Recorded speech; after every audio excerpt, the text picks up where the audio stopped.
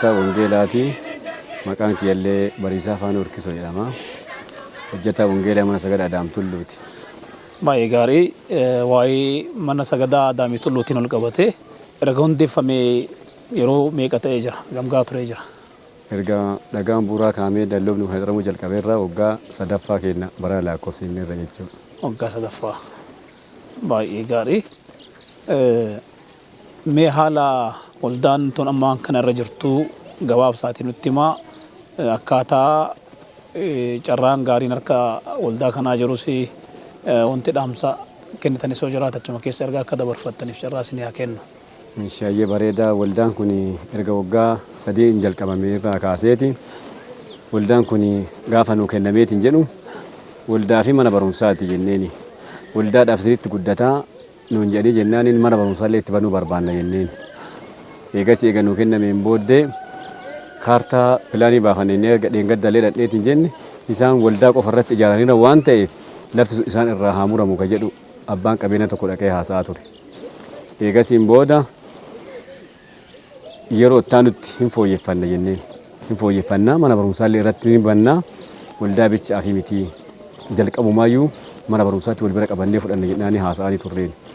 Eegasii akaaneetiin jenne hirmaannaa miseensotaatiin hirmaannaa namoota qabeenya adda addaa qabaniin waldaan kun dura dhagaa ture mukaan ture. Mukaan jalqabee muka isa irraa gara dhagaatitti jijjiirre jechuudha. Namoonni adda addaa birmannaa adda addaa nuuqaniitti gara mukaatitti dhagaatitti jijjiirre. Eegasiin boodallee humni ibsaa naannoo mana kana keessatti argamu maqaa nama tokkochaatiin Waaqayyo isaa eebbisuu obbo Tokkummaa kan jedhamu sun maaltu isin jalaa qoomeera nuun jedheetti 28 nuu kennee humna ibsaa galfanne.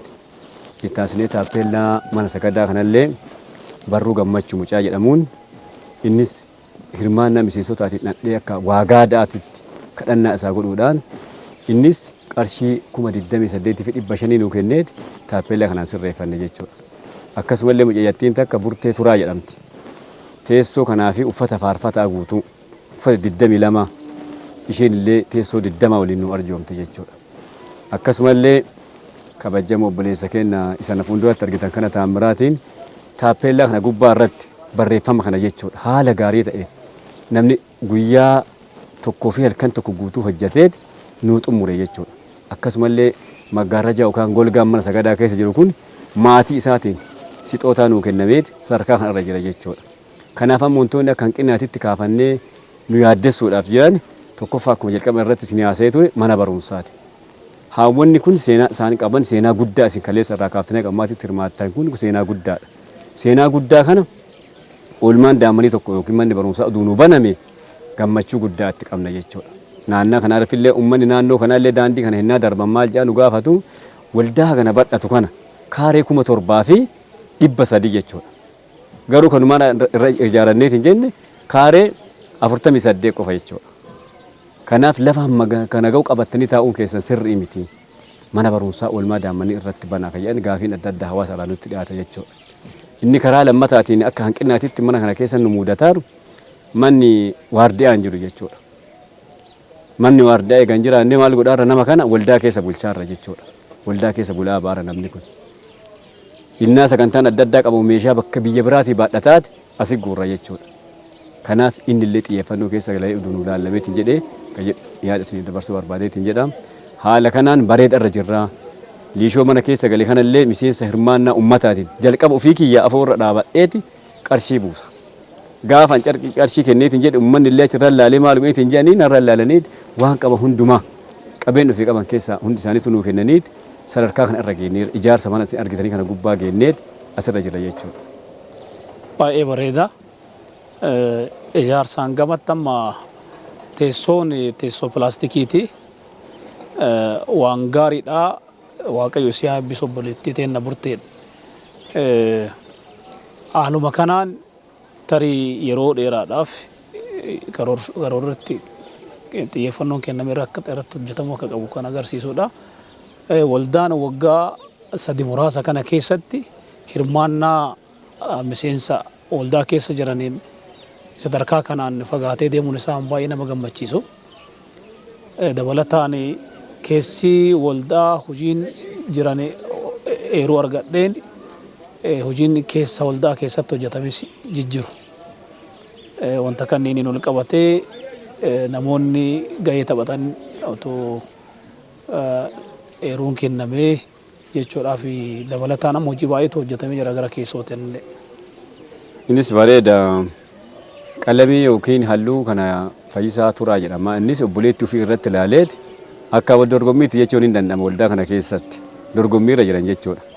Gaafa haati manaatii yaawwannarii burcuqqoo amma bishaan itti dhugne kana qabattee isiin fiddu namoonni bariisaa ammoo minxaafii yookiin jibbaa jookii wanni akkasii qabataa dhufan jechuudha irra ilaalaniiti. Namni muuxannoo gaarii gaafa jalqabama waldaa keessatti ofii isaatti of kennee hojjetee jedhe namni isarra ilaalee waan guddaa godhaa deema. Karaa biraatiin ammoo deebineeti fuulfiitii mana keessa jiru kana jechuudha. Fuulfiitii kanallee hirmaannaa shamarraatiin yookiin obboleettii teenna maatii barruu jechuudha. Nuuf iddee jibbaa tokko waliin teessoo 5 nuuf iddee siin. Ammallee akkasuma dabalatee barsiiftuu magartuu galatoo sayyaamtu ishiin illee daamni isii itti dhukkuba. Abbaan manaa ishii Alamaayidha. Garuu kadhannaa isin mana kana keessatti waagaadhaan naagootan daammantii anaa fayyisee mana keellaa fayyaa fiduu caalaa waldaa kana gaafii daammantii anaa fayyiti jettee ishiin maan akkasi dhibamtu sunu teessoo 4 fi jibbaa tokko nuuf iddee siin illee. Kanaaf hirmaannaan baay'ee bareeda wayitii yoo waaqayyo nu gargaareetti ladda keenya dhaabatee namoonni akkuma jiru nu gargaareetiin jaani mana barumsaa oolmaa miti haga qophaa'inaa banuu hin dandeenya jechuudha. Fedha waaqayyo yoo ta'eetiin jedhe. Inni guddaan maal inni waaqaaf of kennudha. Namni gaafa waaqaaf of kenneetiin jedhe wanna guddaa argata jechuudha.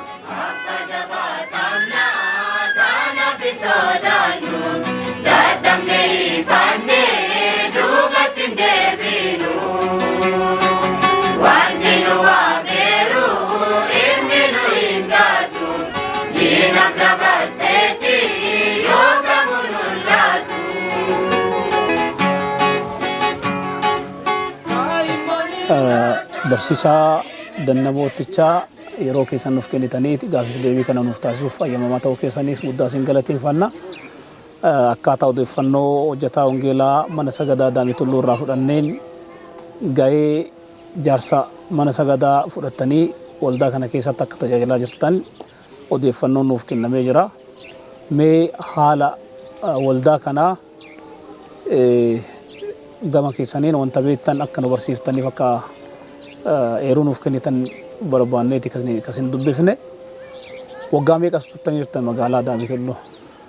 Ani waggaa 4 gaheera 2014 jechuudha. Edna as dhufnu lafti kun illee turre manni kun illee turre mana dhuunfaatti haadha teenna aaddee Abiyyaa jedhamtu takka mana sanitti waaqeffataa turre. Nama 2 3 nama 4 nama hagoon hagoota waliin waaqeffataa turre. Sochiin sun itti fufeet bara 2014 keessa konfiraansii wayii manuma aaddee kanatti taasifame konfiraansiin jechuudha. Akkuma ittiin taasifameen namoonni hunduu miseensonni warri fiildilee namni hunduu lafa kana akka waaqayyo gargaaree isaaniif kennuuf kadhaa godhataatiin turan. Yoo waan ni jedhee mana aaddee Abiyyaa tanatti utuun taane waaqayyo yoo jedhe gara biraatitti lafa hin arganna ka jedhu abdii guddaan kadhataatiin turanii. Wanti suni waaqayyo samitti haa ulfaatu nuu milkaa'ee bara 2014 keessa sochiin miseensonni as keessaa jiran akkasuma keessattuu lafa kana obbo Fiqaaduu Turaa kan jedhamu hojjetaa as keessaa ture. Maatiin isaallee as keessa waan jiraniif haati isaa harmeen isaa jechuudha. Gargaarsa isaaniitiin akkasuma gargaarsa fiildiitiif warroota jiran hundaa waliin lafti kun nuuf kennamee jira jechuudha. Hanga lafti kun nuuf kenname ijaarsa lafa kana irratti waa baay'eetu ta'ame. Keessattuu obbo Fiqaaduun jennu kun bilookeetti 5,000 ijoollee ilmaan haadhaa waliin manni kun akka ijaaramu sochii cimaa taasisaniirani. Kanaaf manni kun lafti kun bal'inni isaa 7,500 kan ta'u jechuudha. 300 bal'inni isaa jechuudha. Yeroo ammaa kana miseensonni mana kana as keessa jiran biqiltuu garaagaraa as keessatti dhaabuun kunuunsuun tokkochummaan mooraa kana akka inni mijataa ta'e akka amma ijaan argitan kan akka bareedu sochii garaagaraa godhaa jira jechuudha. Anis gama kootiin manni kun keessattuu hanga ijaaramee keessattuu bara 2000 bara kana keessatti haawwata irraa jala qabee hojiin cimaan as keessattuu hojjetamaatiin ture.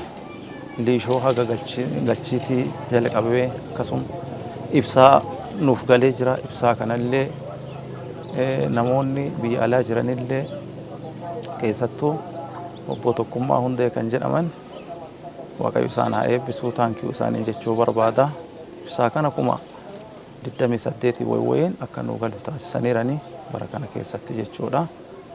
Inni biraa ammoo koloniin amma asitti argamu kun akkasuma taappeellaan tolfameeru kunniin miseensotuma as keessa jiran dargaggoo Guutaa Gammachuu kan jedhaman hirmaannaa cimaa taasisuu waan kana akka hojjetamu nu taasisaniiranii.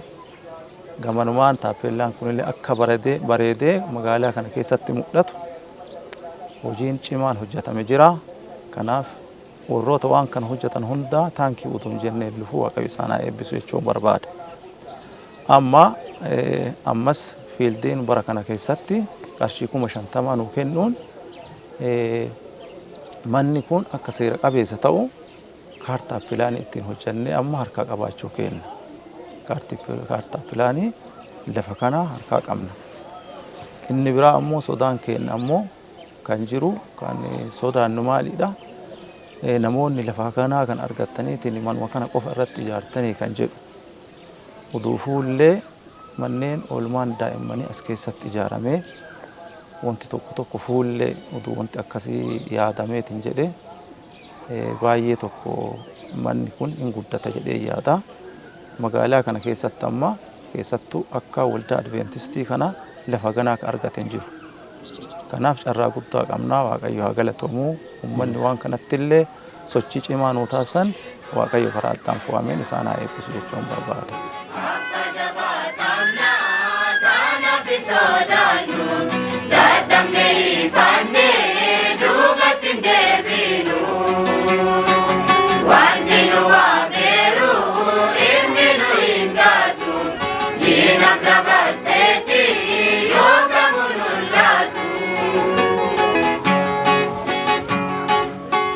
Obbo Qadhoo Shukkaroo miseensummaan waldaa keessanii miseensa waldaa Adventistii magaalaa Adaamii Tulluu ta'uu eeruu nuuf kenname irraa kaaneeti waa'ee waldaa kanaa dhuga ba'iinsa gabaabaa ragaa akka nuu kennitan barbaanneetti kan isin dubbisne ayyamamaa taataniiti wajjin yeroo fudhachuu keessaniif Waaqayyo isin haa eebbisu. Kanaan dura waggaa meeqa ta'ee hagamgaa isin as jiraattanii jirtanii waldaan kun ijaaramuun duratti ammoo haala kamiin waaqeffannaa keessan geggeessaa turtan guyyaa sanbataatitti? Waaqeffannaan keenya Adventistii guyyaa 7ffaa isarraa amantii guutumaan fudhanne isaa sani waaqeffataa turre. Buddeen itti waaqeffannu doni irratti dadhabaa turre baay'ee. Zuwaa irraa qincaa fi zuwaa ka dhufe achitti nu gargaaranii mana nu ijaaranii achitti waaqeffataa turre.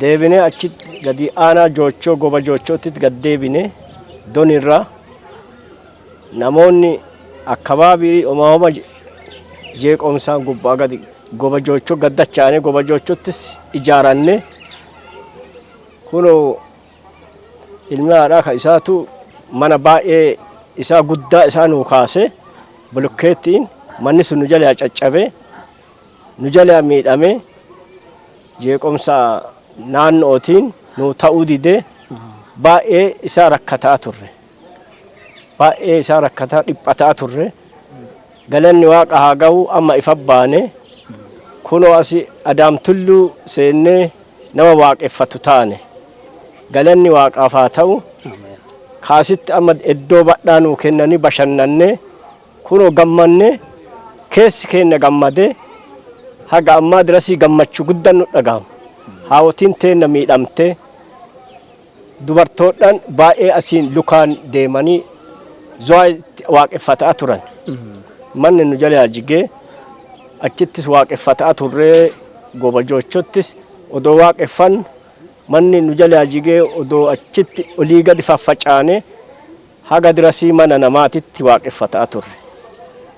Achirraa kakaane waaqni nu qaabatee adaa waaqni kaayoo ofiin gatu as dirasii dhufne haga asiititti hafuurri babadhatee ijoolleen keenya kunniinillee haawwatii ofii ilaalee asirraa mazzagaajjarraa lafa bal'isanii nuu kennanii amma keessi keenya gammadee gammachuu guddaan nu dhagameera amma.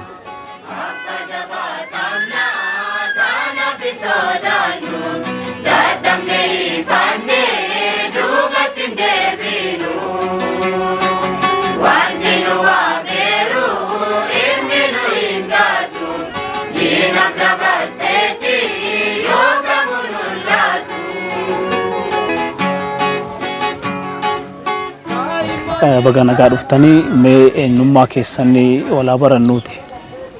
Okay, ani maqaan kiyya Usheexxoo Dashiyyoo Baachoo naan jedhani. Miseensa waldaa kanaa jalqabarraa ture amma yoo asillee waaqeffataa hin jirre kan itti dhaladhee guddadhe naannoo kana keessatti jechuudha. Baay'ee gaarii. Wanti irratti illee isin dubbifneef waa'ee waldaa kanaatiin wal qabatee waan ta'eef mee seenaa waldaa kanaa bal'inaan akka hubannaa qabdan akka keessa beektanii waan yeroo arganneef gama keessan dhufne yeroo keessan waan nu kennitaniif guddaa isin galateeffanna. Mee haala seenaan waldaan Adaamii Tulluu ittiin ijaarameef akkaataa saniin dura keessa dhuftan walitti qabaatee wanta jiruun nuuf ibsa. Bareeda. Yeroo baay'ee waa'ee waldaa kanaa seenaa isaa ilaalchisee seenaa ulfaataa qaba akka keessattuu yoo guutuu biyya keenya keessa illee taane waldaa aarsaa guddaa kaffaluun biyya keenya keessatti dhaabatan keessaa isa tokko kun sirnoota darbee wal qabatee akkaataa ol bultii aadaa uummata keenyaatiin wal qabatee waaqeffachuun naannoo kanatti bara rakkisaa ta'e keessatti waldaan kun kaasitti dhaabate karaa haawwata namoota muraasaatiin jechuun haawwataatiin namoonni dhiiraa tokkollee osoo ittiin makamin dubartoota qofaan kan dhaabbate waldaan kuni. Sani dura garuu waldaan Adventistii yeroo jalqabaatiif dubartoota kanaan hundaa'u osoo hin taane bara abbaa magaalfaa akka naannoo keenyatti beekamaniin wangeelaa abbaa magaal jedhanii beekaman. Isaan kunniin naannoo kanarratti hojjetaniiran namoonni baay'eenis gara waldaa kanaa dhufaniiran garuu milkaa'uu hin dandeenye yeroo xiqqoo booda sirna naannoo jirurraa kan ka'e dhiibbaa jirurraallee kan ka'e haala hojimaata aadaa naannoo jirurraa kan ka'e tuffatanii amantii kana tuffachuurraa kan ka'e duubatti deebanii jiru. Wanni suniin badee karaan sunillee cufamee achi booda Waaqayyo karaa san hin dhiifne irra deebi'ee seenaa san jijjiiruu waan barbaadeef dubartiin tokko heerumaan akka naannoo keenya kanatti akka dhuftu kana kan godhe akka warra kitaaba qulqulluu yeroo ammaa dubbisnu Waaqayyotu akka godhe amanneetiin jennaa jechuudha karoora kana. Yeroo kana jenneetiin jennu dubartii ololee qumbiitan jedhamtu naannoo jeelaa irraa gara gosa oliyyee naannoo jedhamutti naannoo doniititti heerumaan akka dhufan. Isaan kunniin isiin kuni dubara xiqqoo taatee amantii naannoo ofiitti dhalattetti amantii kana akka qabdu dargaggummaa irratti sababa kana amantiin naannoo kana dhufe jechuudha. Guyyaa dhufu sanii Waaqayyotu sagantaan kun naannoo kanatti akka ta'u wanti kun akka margu karoora Waaqayyo karoorse akka ta'e amma nuuf galaa jechuudha. Yoo duubatti deebinee irra deddeebinee amma ilaalleetiin jennu akkamiin yoo jenne dubartiin tun gaafa heerumaan naannoo kana dhuftu abbaa warraa isii ka amantii hin qabne ka amantii kana hin beeknetti akka aadaan naannoo keenyaa ibsutti heerumaan garana dhufuuf jirtutti dubartiin kun yeroo heerumaan manaa ba'uuf jettu akka aadaa arsiititti intala hin dhaamatan gaafa heerumsiisan. akkam dhaamatan responsibility guutuu akka ittiin kennine namnichi kun itti gaafatamummaa sheerii akka qabdu gara warra ofiitii illee dhaamata jechuun waan akkasii. Kanaaf of eeggannaa akka godhuufii qabu kunuunsuu akka qabu miidhaa akka irra hin geessine waadaa akka galchan jechuudha dhaamata jechuun. Isa kanaan wal qabatee abbaan isii yeroo dhaamatu intala ka dhaamateetiin jedhu abba gaaf dhaamatu kana waan dubartiin qabduun dhaamanne yeroo intala baasuuf jedhu kan hafuura qulqulluutti geggeessaara jechuudha yeroo sanitti sagantaa kana akkam anini intalati aadaa arsiin qabuun ija ilkaan sitti dhaamadhu jedha waa ofirraa qabdi waan sannaa ilaalladhu jedhe dhaamate jedha abbaan gaafa dhaamateetiin jedhu waa ofirraa qabdi isii kana naa ilaalladhu jedha maal inni amantii qabdi amantii isii kana na jalaan tuttu kana waadaa naa gali jedhee dubbate waan kanatu gosti intala fuudhee galuun kuni waan abbaan dhaamate kabajama guyyaa cidha irraa kaasuun ulfaataa ta'e waan kana mormuun ulfaataa ta'e galanii amantii isii jijjiiruun ulfaataa ta'e gaafa dhaamatan seerri cimaa waan ta'eef jechuudha. Sababa waadaa kanaa amantiin kun itti fufuu danda'e haawwata hiriyyoota ofii aga dhuftee jette hin teenne barsiisuu eegalte si waan ofii beektu waan ofii qabatte kana hiriyyoota ollaa ofii jiran haawwata obboleewwan abbaa warraa isii fuudhan kanneen wangeela kana barsiisuu eegalte manatti bakka taa'anitti bakka dagoo dhaqanitti bakka taa'anii mataa waliidhaanitti bakka hojii hojjetanitti bakka uqubii wijjoo bu'anitti waan kana meseejii jalqabaa gootee hojii kanatti fufuu eegalte jechuudha dubartiin tun. Ergasii wanti kun bu'aa buusuu erga jalqabee booda gara haadha xiyyaatitti ce'uu jalqabe waan kana isiin irraa fudhachuuf yeroo jalqabaaf eeyyamamaa taate. Yeroo eeyyamamtu qormaata guddaan garuu gaafii baay'ee isii gaafataa turte isii. Guyyaa tokko yeroo osoma waan kanarratti wal mormuu jiran akkamiin waaqatti amanuu dandeenya akkamiin wanni kun fayyisaa ta'e akkamiin gooftaa Yesuus fayyisaadha akkamiin isatti amantan hin fayyitan jettee nutti himtu. Ka jedhu kana yeroo baay'ee osoma deddeebisanii wal gaafatanii guyyaa tokko gaafa jimaata haatiyya mana ijaarattee dagoon jechuudha. Baasaniiti manni ijaaramee dhoobban. Lambanii dhoobbanii yoo jedhani gaafa jimaata galgala akka roobni adda roobe kana roobe. Roobee jimaata galgalli guyyaa sanbanni itti seeneera jechuudha. Akka waldaa hambaa adventistiin guyyaa torbaffaa amanutti guyyaan jimaanni galgala sanbata akka ta'e hin beekamu. Gaafa kana galgala roobee sanbatatti barii jechuudha. Bariisaa yoo dhattee ilaaltu wanni tokko hin jiru diigameera roobaan. Akkamiin wanni kun ta'uu danda'e ka jedhu gaafiin itti dhagame sitti. Itti dhagameeti akkamiin waan akkanaa hojjeta rooba ka roobu waaqa jedhee amana akka aadaatiin naannoon kennu uummanni kennas.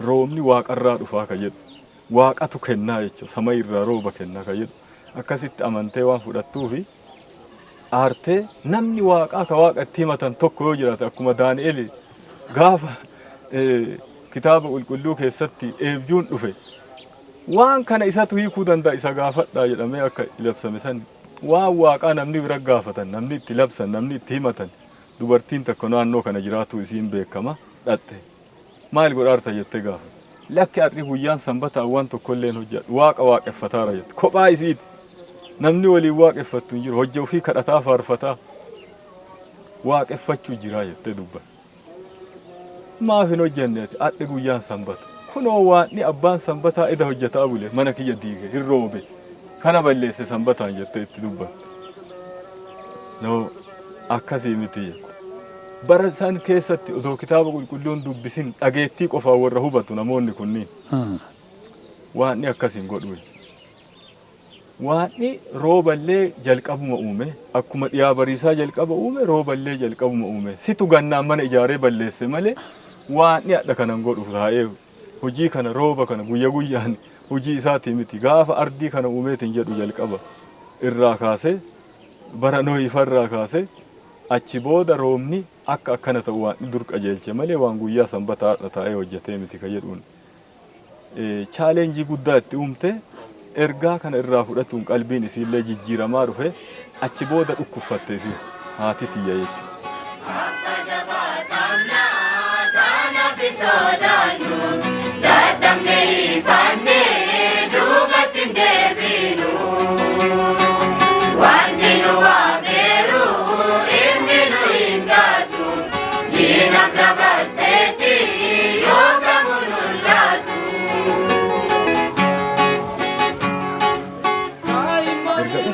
dhibamtee baay'ee rakkatte booda magaalaa Adaamii Tulluu kana dhuftee haadha Nugusee nama jedhamu jira namni adventistummaa miseensa adventistii kana qabu.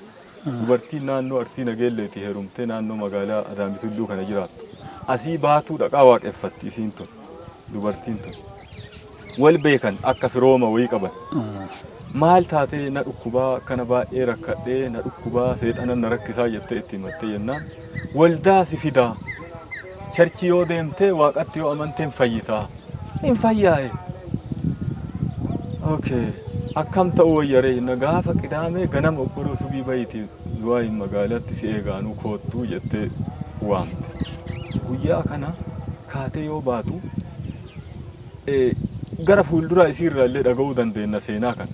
Akkuma seexanaatitti billawuma qabatee afoona dhaabate jetti yoo nutti hin to'ati ta'e. Akka anachi hin dhandhe akka waldaa kana dhaqee ani namnumti ka lubbuu qabu ka deemu ka fakkaatu billawa ka harkaa qabu qabateetuma na afoo dhaabate na sodaache. Guyyaa tokko sanbata san kaansilii godhee yookiin sodaadhee ofirra deebi'eera. Ammallee guyyaa gabaa roobii ammallee walgaan dubartii kana akkana sodaadhee wanni wayii na sodaachisee akkana sodaadhe seexanatu sodaachisaara hin sodaatin hin hafin maqaa waaqaa waamiiti bira darbii jettee gorsitee jajjabeessitee galchiti ammallee.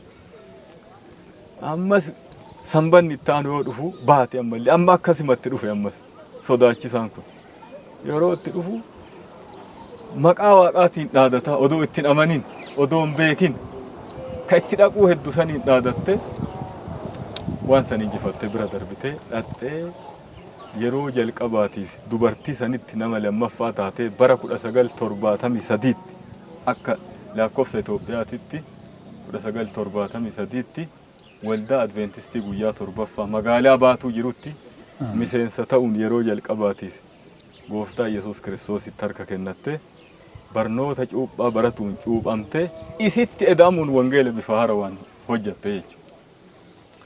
Waliin ta'anii hojii kana erga hojjetanii booda achi booda adde Basharee Birkiillee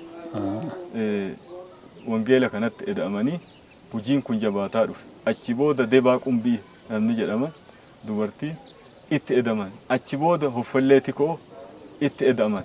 Kun hundumtuu kan ta'uu danda'e bara xumura sirna dargii keessa haawwanni naannoo 1989 haga 80mootaa keessa hundi isaaniitu amananii miseensa waldaa ta'uu danda'aniiranii jechuudha. Achi booda badhataa erga dhufeen booda namoonni baay'een naannoo kanatti chaalenjii godhuu eegalan. Dhufuu eegalan wangeelawwan baay'een dhufuu eegalan magaalaa baatuu irraa yoo dhufuu eegalanii rakkoon hamaan ta'ee jechuudha. Yeroo isaan ergaa kana barachuu walitti dhufan abbootiin warraa isaan rakkisuu tumuu hidhuu ari'uu ijoollee isaanii irraa buqqisuu ari'anii warra isaaniitti galchuu nyaata dhogguu gabaa ba'uu dhogguu namaa walitti eda'amuu dhogguu kana hunda qormaata kana keessa akka isaan galanii jechuudha. Sababa kana gabaa akka dhandhe achiin waldaa kana dhaquu danda'ani yaada jedhuu fi gabaa iyyuu akka dhandhe dhoggamaa akka turaniitiin jedhan argineetiin jenna. Qormaata guddaa keessa erga darbanii booda miseensonni dubartootaa kun ijoollee ofii irratti hojjechuu eegalan. Namoota naannoo irra hojjechuuf humna hin dhaban. Waraana, rakko, hidha, tumtoo waan ta'eef garasitti dhaquu waan dadhabame ijoollee ofii qofa irratti hojjechuu jalqaban jechuudha akka haadha Musee fa'a. Ijoollee ofii irratti hojjetanii ijoolleen isaanii hundumtuu gara wangeela kanaa dhufanii jechuudha. Ijoolleen dubartoota kanaa hundum baay'inaan gara irra caaluun dubartoonni baay'een ijoollee isaanii gara waldaa fidanii wangeelli kun bifa kanaan babal'atuu eegale jechuudha. Naannoo Donii jedhamutti 70moota keessa rakkoo hamaatu ture wangeelaa dhufuu hin danda'u paasteriin naannoo kana dhufuu hin danda'u yakka hamaatti ilaalamaa akka nama yakka badaaf deemu cubbuu hujuuf deemu daba dalaguuf deemuutti akkasii waan laakkamanii fi keessattuu aadaan illee dhiibbaa qaba chaalenjii nama godha. Maaf wanni kun dubartoota qofa waan kana ka fudhate akka aadaa keenyaatitti namni tokko keessummaa yoo dhufe abbaa warraa bira dhufa malee dubartoota kophatti dubbisuun aadaa keenyatti limit nama godhan beektan. Kun ammoo dhiibbaa guddaa irra bulche amantiin kun akka hin babal'anneef jechuudha.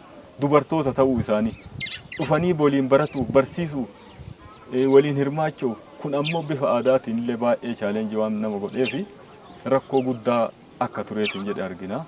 Achi booda yeroo jalqabaatiif kun ka cabuu danda'e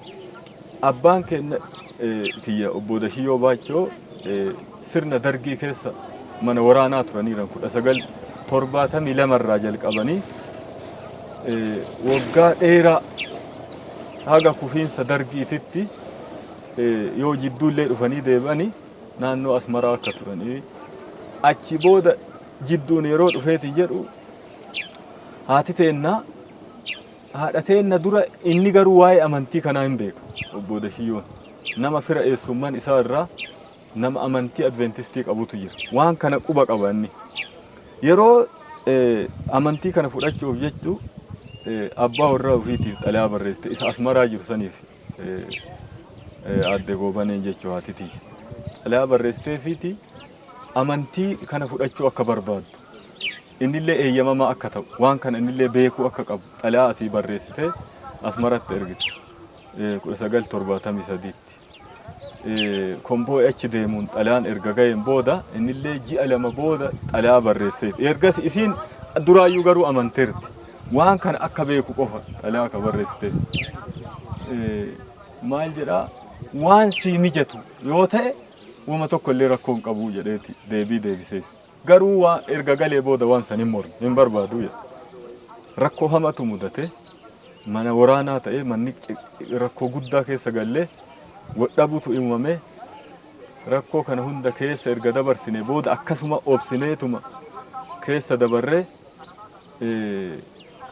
osoo akkasi jirru kitaabni qulqulluun amma wanni hundumtuu rakkoon hunduu faayidaa qabatee dhufa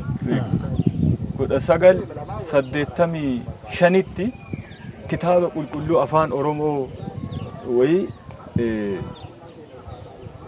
naannoo keenya kana dhufe naannoo keenya kana dhufee nuti ammoo 1986 jidduu san naannoo sanitti baadiyyaa keenyatti arganne kitaaba qulqulluu afaan Oromootiin barreeffame kakuu haarawaa ka jedhu isa kana qabannee galleeni nullee afaan Oromootiin dubbisuu erga eegallee booda kitaaba qulqulluu yeroo dubbisnu isaanillee akka dubbisnu jechuudha afaan kanallee akka barannu dubbisuu akka barannuuf galanii nu shaakalsiisuu jechuudha hawwanni keenya isa kana irratti kitaaba qulqulluu kana manaa fuudheeti abbaa warraa isii jechuudha jaarsi waan kana amantii kana waan mormuu fi qixxeetti addaan mure billawaan muree qilleensa keessa bittinnees qilleensa birraa keessa naannoo fulbaana onkoleleessa naannoo ta'utti qilleensi fuudhee naannoo san kitaaba qulqulluu kakuu haaraa fuula meeqa akka qabu yaadadhu garuu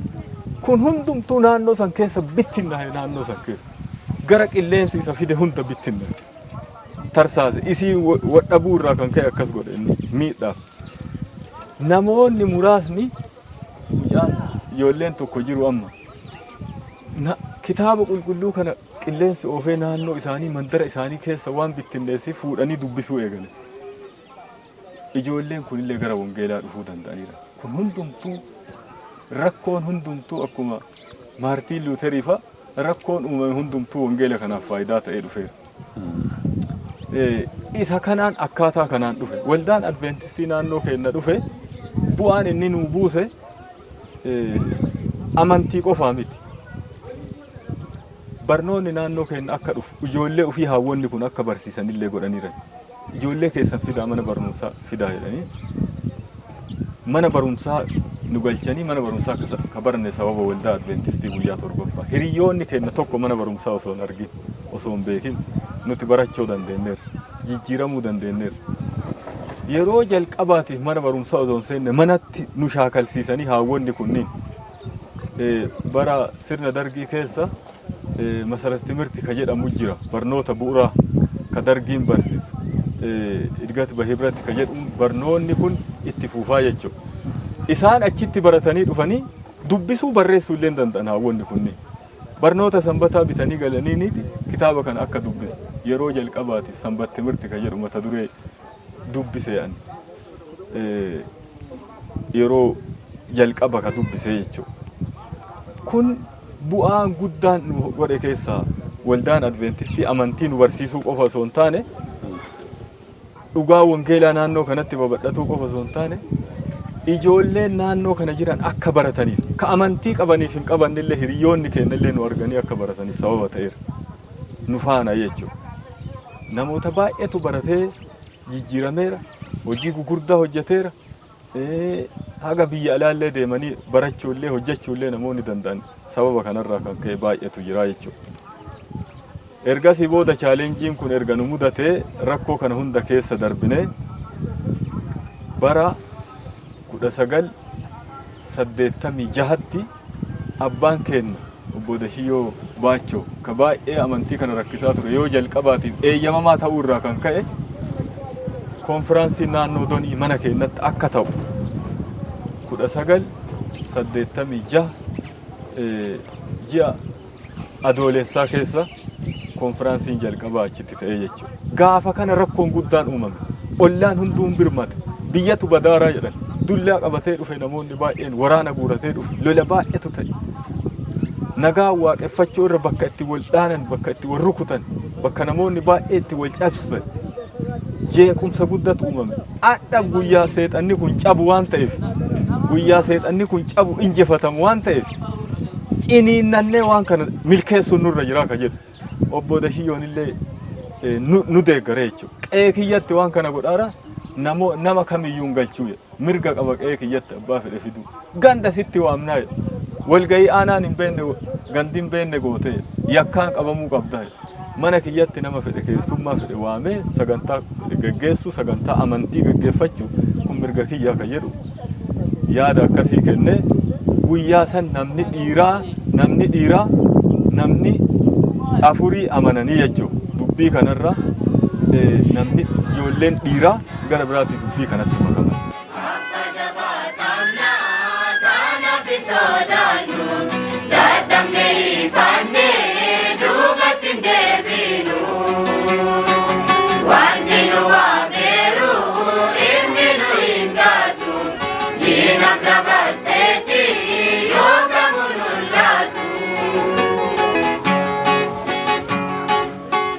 Dubbii keenya irratti achi keessatti seenaa wayii dhageeffadhee ture. Wanta gurra na bahetu jira. Nama maatii abbaan moroyiitti ijoolleen dhiiraa hojii gargaarsa dhuftee teettee wangeela dhageetteef ijoolleen guyyaa sarreeffamtee jennaan inuu dhugaan kana jedhanii murteeffatanii amananii wanta akkasii dhagaye. Baay'ee bareeda. Isa kana jechuu kiyyaanu bara 1986 ka jennutti adoolessa keessa ji'a gandaati.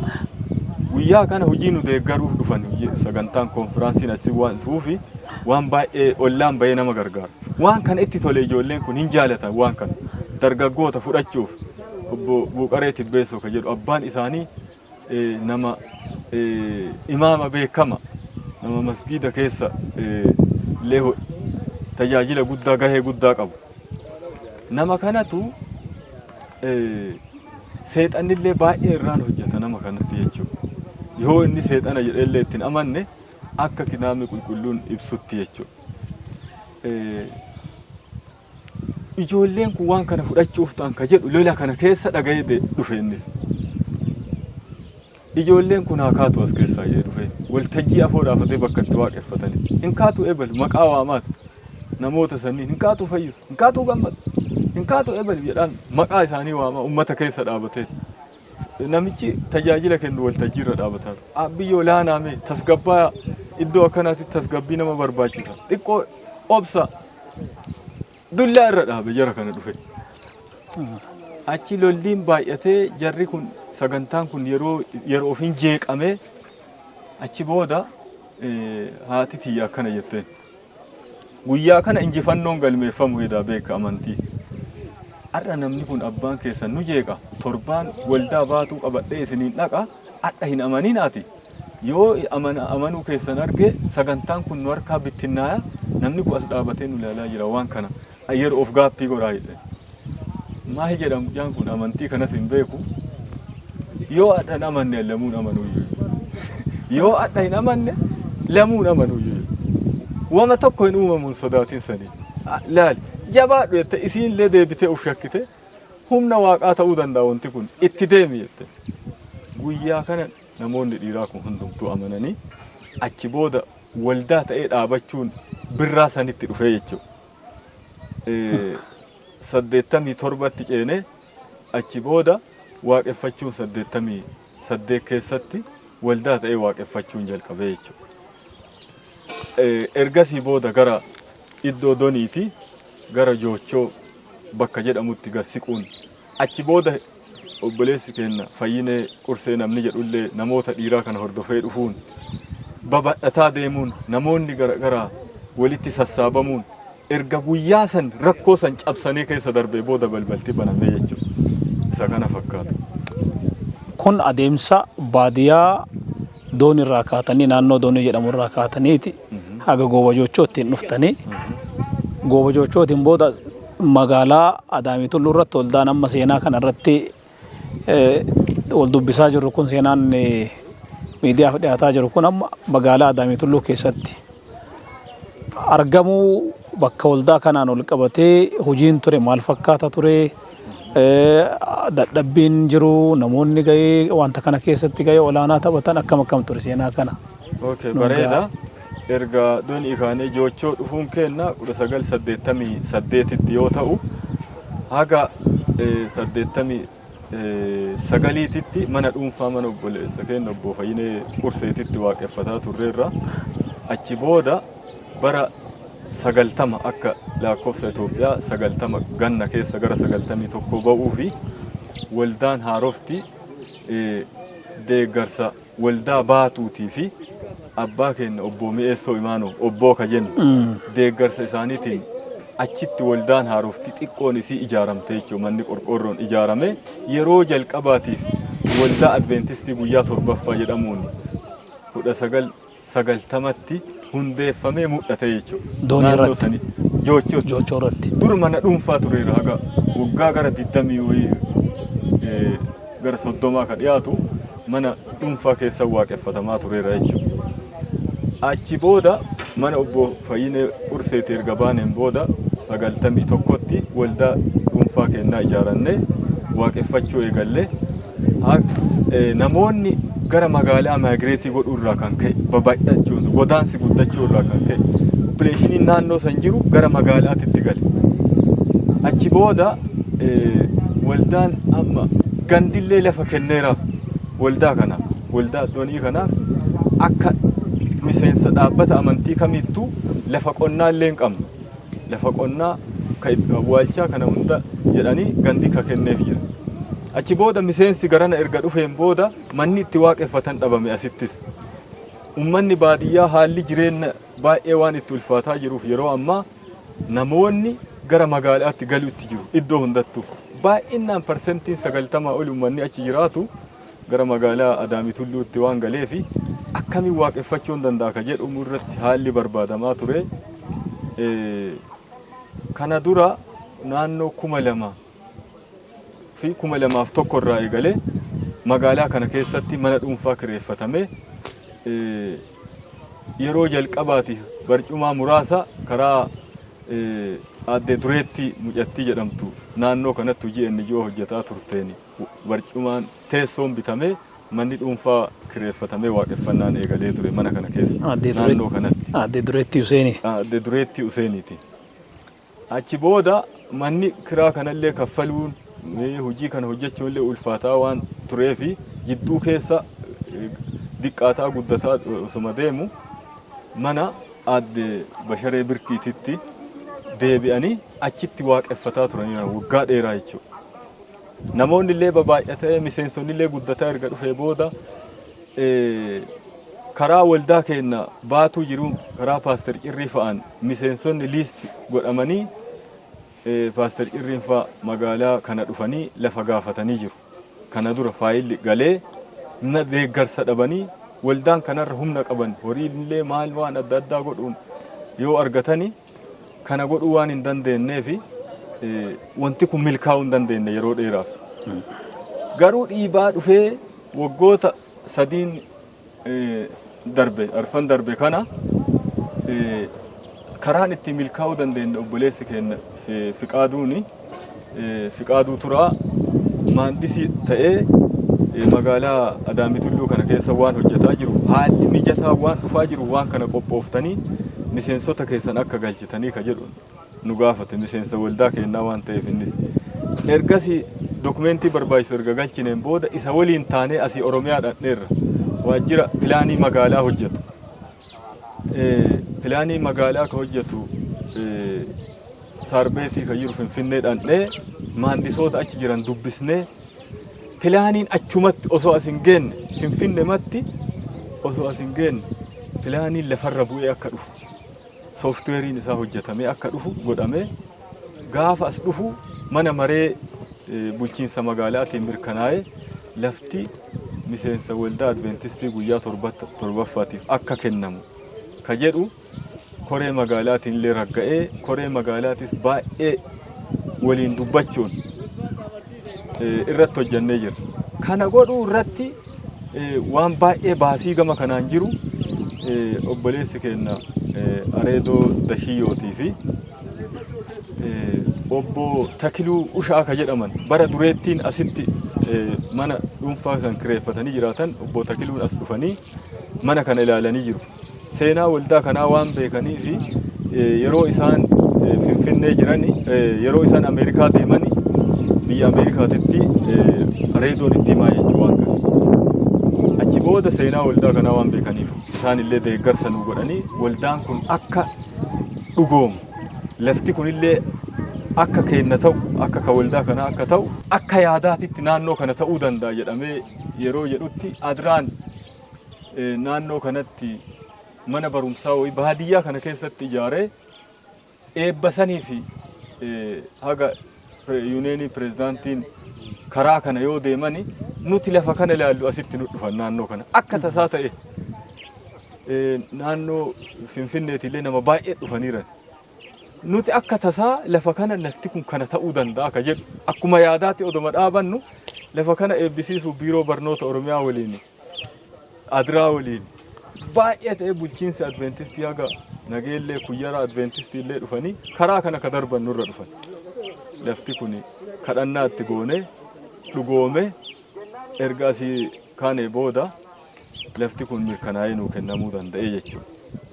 Akkaataa kanaan gara ijaarsaatitti yeroo deebinu obboleessi keenya Areedoon illee ijaarsa kana irratti horii baay'ee nu deeggaree jalqabsiifnee xumuruu hin dandeenye yeroo jalqabaaf mana mukaa asitti ijaarree manni suni ta'uu waan hin dandeenyeef isas diinnee bilokkeettiin ijaaruu qabna ka jedhu axiriin kunillee axiramuu qaba keenna ta'uu qaba kabajamuu qaba ka waldaa kanaa ta'uu qaba ka jedhuuni baasii isaaf barbaachisu karaa pirezidaantii yuuneenii kennaatiin finnee isaan illee dhufanii iddoo kana ilaalanii waan jiranii fi qarshii 200,000 gama isaaniitiin deeggarsa arganne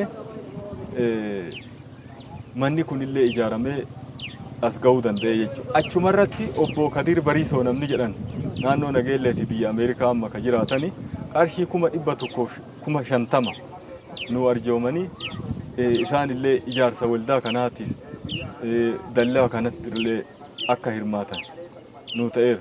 Obbo Gammadoo Daalee, obbo Ganamoo Gadaa namoota baay'eetu horii kennuun waan kanarratti guyyaa tokko dhufanii sagantaa asitti ta'erraa kan ka'e hirmaannaa godhaniiranii jechuudha. Bifa kanaan waldaan kun dhugoomuu danda'e adda waldaa Adventistii beekamaa ta'e dhaabachuu danda'e jechuudha.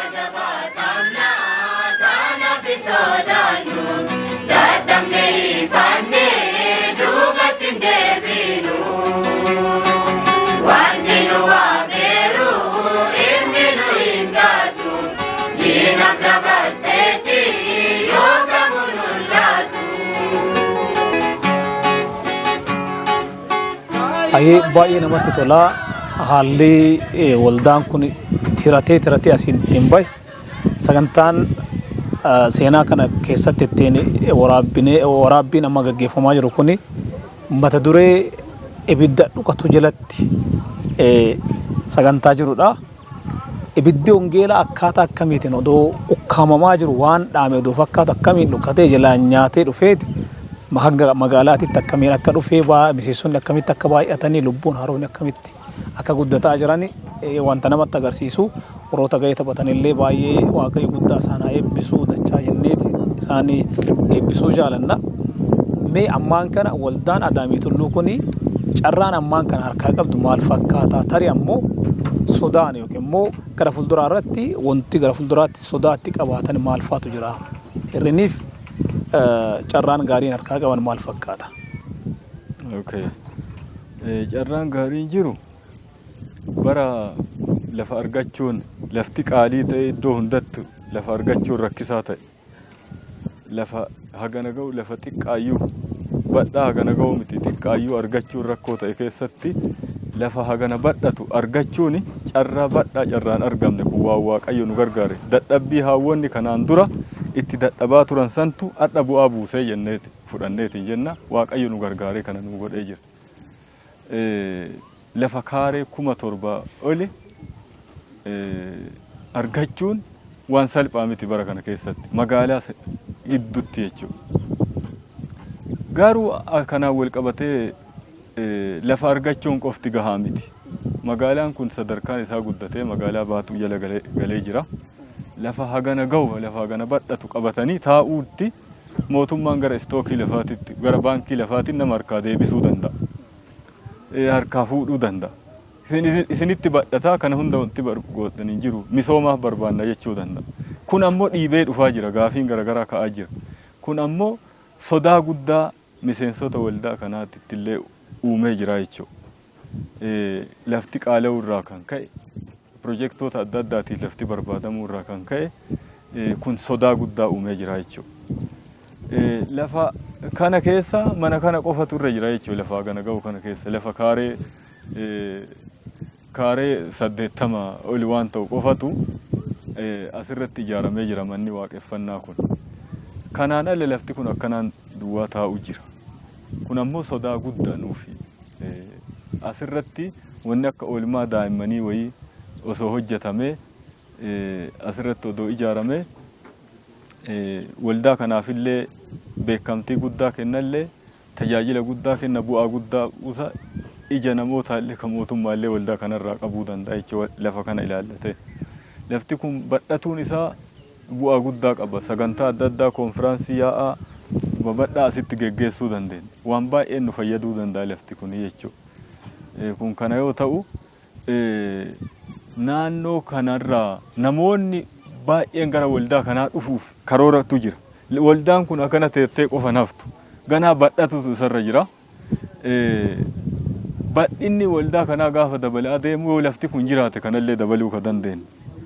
Har'a chaalenjii kana garuu karaa ittiin injifannuuni akka hooggantoota adventistiitti illee akka miseensa adventistiitti illee waan kana itti yaaduu qabna.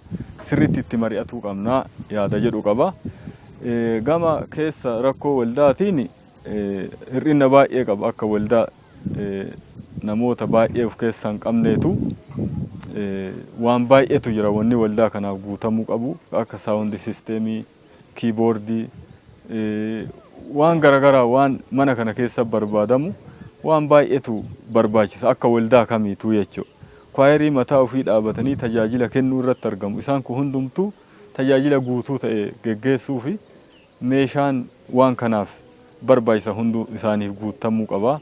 Waan kanarratti qaamoonni hundumtuu fedhaan warri hojjetan warri dhaabbata adventistii keessa jiras fedhaan warri wangeela tajaajilan kennaa adda addaa warri kennan waan kanarratti akka hirmaataniif waamicha dhiyeessina jechuudha. Akka waldaa seenaa qabduutti naannoo Arsii keessa keessumattuu chaalenjii guddaa keessa dabarsee waldaa darbee dhufe waan ta'eef kanarratti hirmaatuun eebba guddaa jedha. Namoota sagantaa kana ilaalan kamiinuu biyya keessas ta'ee biyya alaatiin carraa guddaa nama qabu namni waldaa kanarratti investii godhe karaa dhugama yoo dubbanne maaf rakkoo hamaa keessaa dhufaniiran rakkoo guddaa keessaa dhufaniiran ibidda baay'ee keessa darbanii as gaanii jiran qormaata guddaa haawwanni kun darbanii dhufaniiran isa kana irkisuun bara barannetti bara hojjannetti bara horii argannetti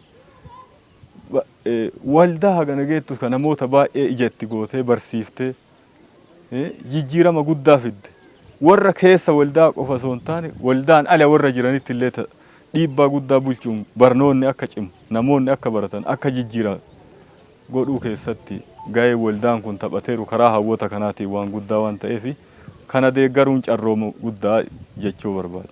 Guyyaa tokko bakka tikaa turre yoo san mana barumsaas hin galle hawwanni keenya amantii kanaa fi waan dhugaa seenaa dhugaa na gaafatte amantii kanarratti isaan akka rakkatan waan beeknu amantiin kun rakkoo keessa akka dhufu akka darbu kana waan nu barsiisanii fi addunyaa kana keessa amantiin bilisummaan hin jira jennee hin beeknu.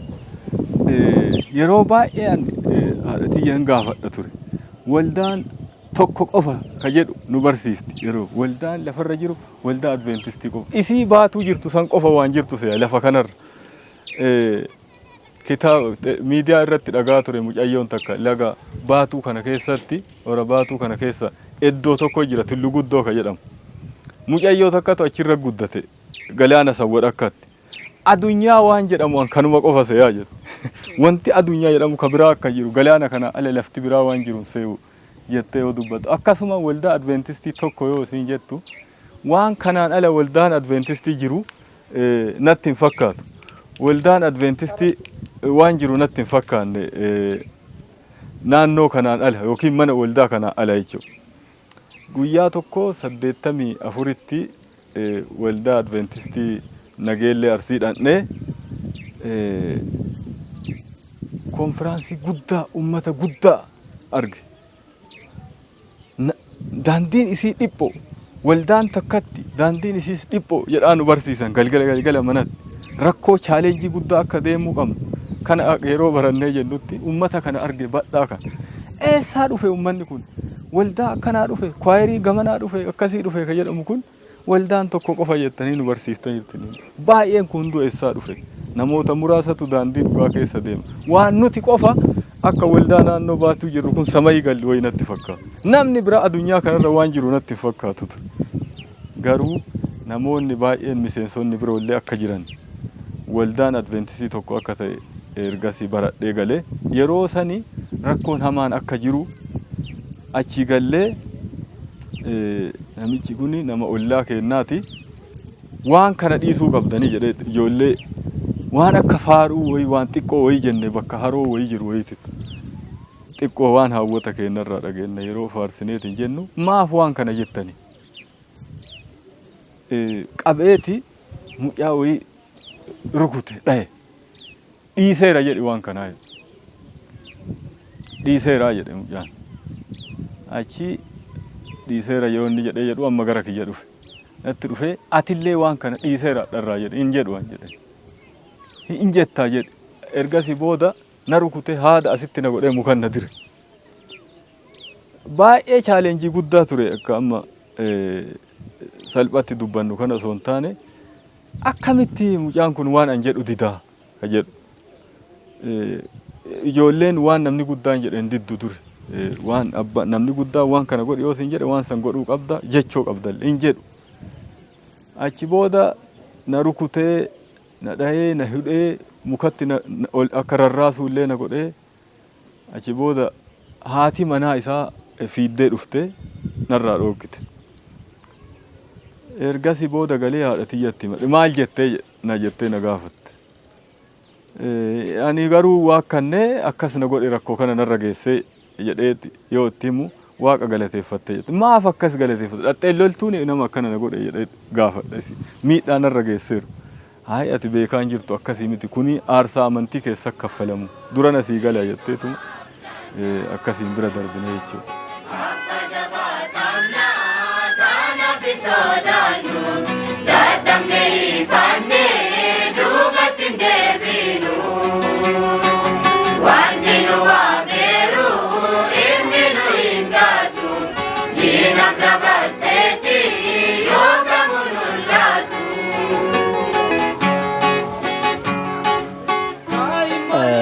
Kanadaan dhuftee adde Bujjaa Gammachuu. Bujjaa Gammachuun mucattii adde Basharee Birkiiti.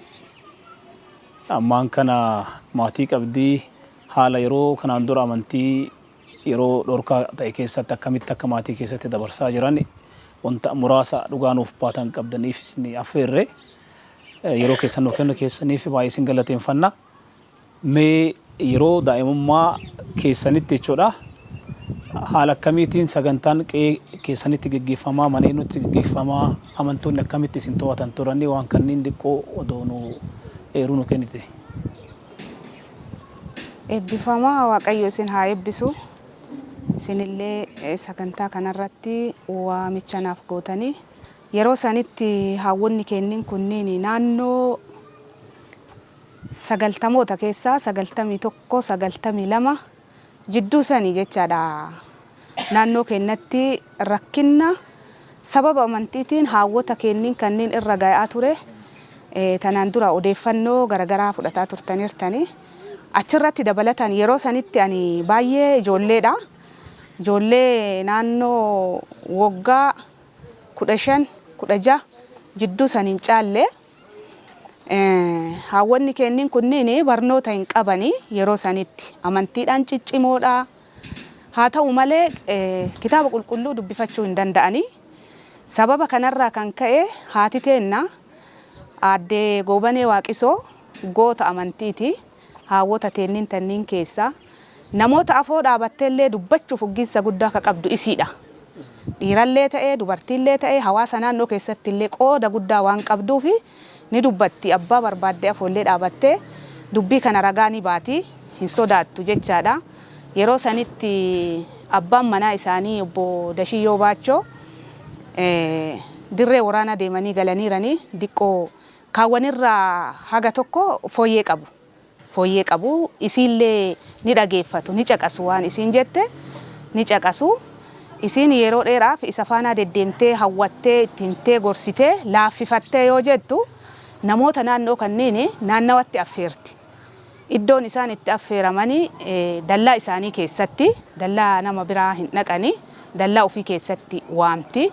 Yoo waamtu addunyaa naannoo san jiru namoota dukkana keessa jiran warra sagalee waaqaa hin beenne walitti waamti. Dargaggootallee warra dubartiillee koottaa sagalee waaqayyoo dhageeffattanii koottaa sagantaa qabnaa jettee irra deemtee waamti. Yeroo sanitti hawwonni kennin kunniin hirmaannaa garagaraa godhanii dhiyaana godhanii marqanii caccabsanii micciiranii achitti walitti guuru. Kan addunyaallee hawwonni jechuudha sababa isaaniitiin warri kun cidha qabaa jedhanii cidha isaaniiti jedhaniiti dhiyaana godhanii qabatanii dhufaniin keessummatu itti dhufa jedhanii qabatanii dhufaniini achirratti immoo namoonni sagalee waaqaa dabarsu.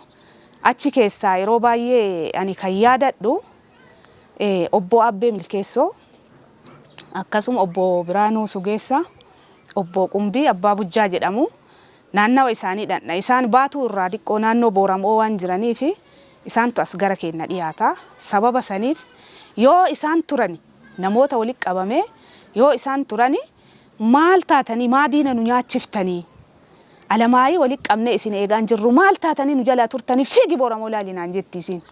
Booramoo laalee fiigaa yoo xiqqaate naannoo kiiloomeetira 14 fachi ol haga 15 illee ta'a tilmaamaani. Booramoo nurraa hin fagaata.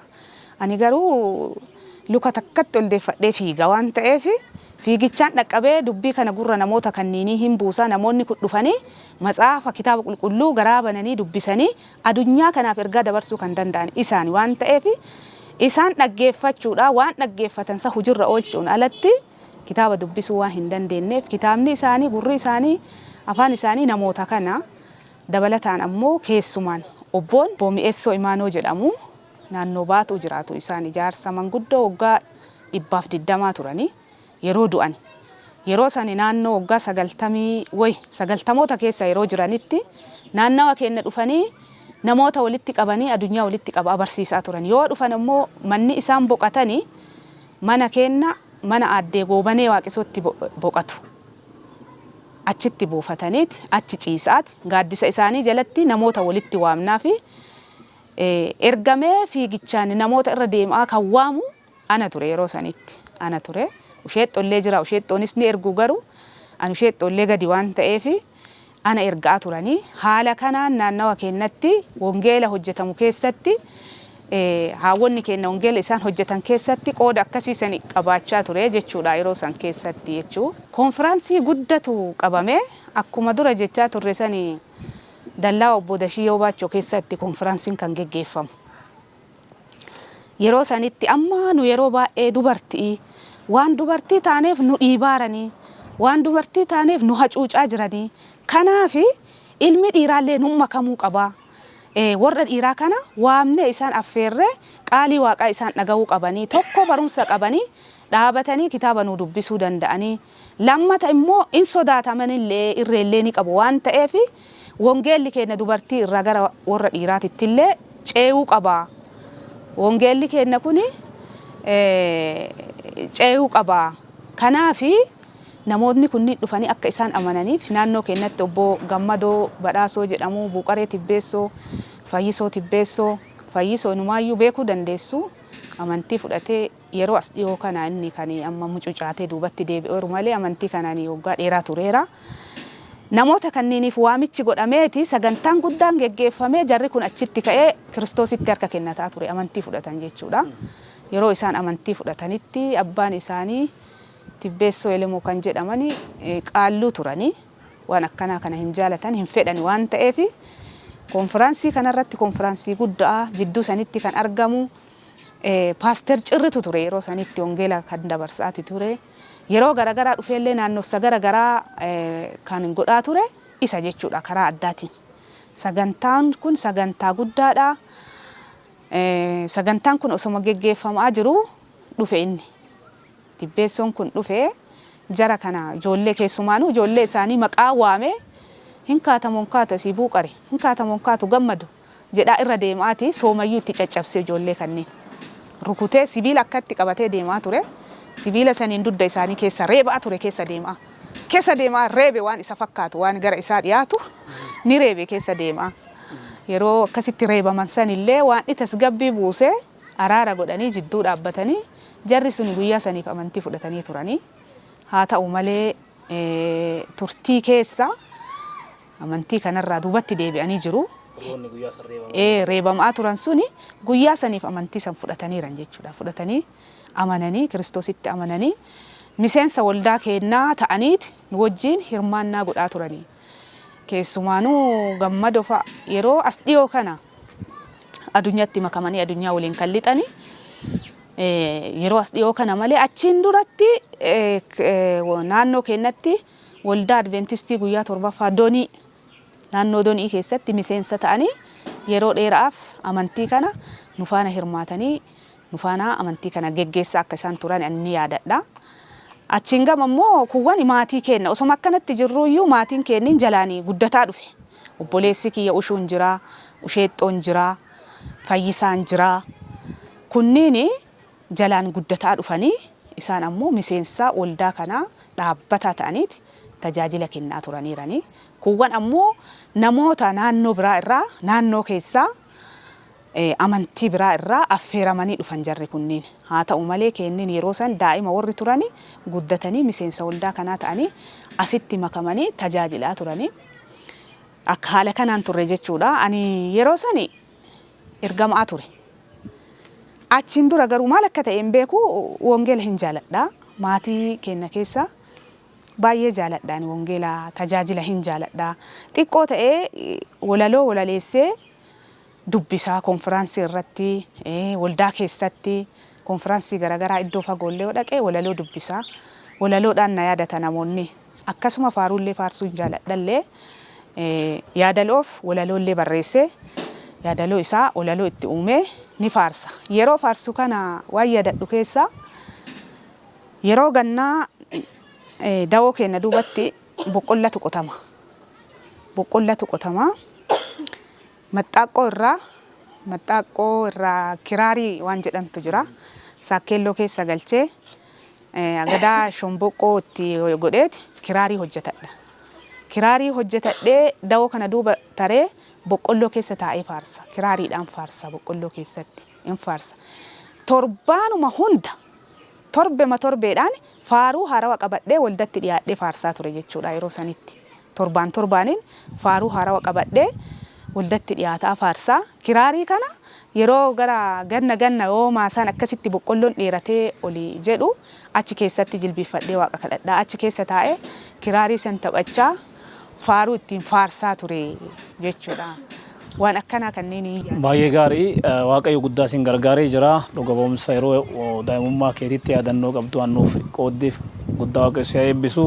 Dabalataanis yeroo jalqabaa irratti konfiraansii garaagaraa deemuudhaaf iddoo garaagaraa deemtanii hirmaannaa iddoo ummanni amantoonni itti sassaabamanii itti waaqeffatan kana dhaguudhaaf rakkinni akka ture dhageenyee jirra. Isa keessatti waaqayyo isin gargaaree har'as mana waaqayyo keessa dhaabbachuu keessaniif waaqayyo isin gargaaree galanni isaaf haa ta'u eeruu nuuf kennitaniif eebbifamaa galatooma. Sodaanuu